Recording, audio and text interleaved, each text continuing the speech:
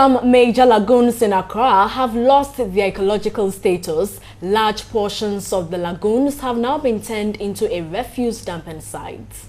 President of Friends of Rivers and Water Bodies, Nana Juma Sapon, wants increased collaboration between government and the private sector in protecting water bodies.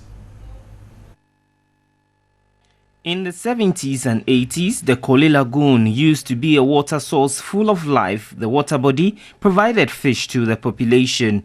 But now the lagoon, which could be considered an environmental hazard, carries volumes of waste, including human excreta. I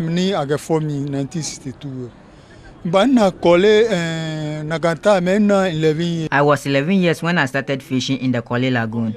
I accompanied my grandfather to catch small tilapia. The Kole Lagoon created a lot of employment for people both far and near. The Kole Lagoon produces fish during the lean season of fishing in the sea, so we want the authorities to dredge the Kole to restore it back to its former state. The Chemu Lagoon in Ablikuma South constituency is another water body which has completely lost its usefulness. Hitherto, it served as a recreational site for most revelers because of its serenity and clean water. Small-skilled fishermen also relied on the lagoon for fish. Rather than fishes in the water, heaps of refuse are taking over the entire stretch. The Peshi Lagoon was one of the country's natural water reserves in the Greater Accra region. The lagoon served as a water-holding bay and a catchment area for waters upstream, which prevented flooding in some parts of Accra. The one-time resort and good source of fish for the La community is now dead through human activities. The polluted water with an emanating stench had destroyed aquatic life.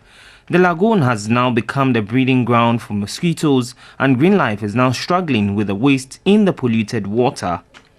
The president of Friends of Rivers and Water Bodies, Nana Juma Sapon, wants increased collaboration between government and the private sector in protecting water bodies and combating desertification. If it's commercialized and given to the right people, business people, they can do it, put it back and make money out of it and let people enjoy life more.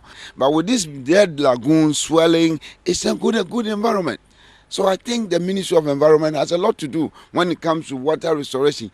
He also highlighted on some of the benefits Ghana stands to gain if these lagoons are restored. It's a very painful thing to see our lagoons dying, as if there's no value of lagoons, as if it doesn't have value, as if it cannot promote tourism, as if it will not serve as a recreational ground for the people.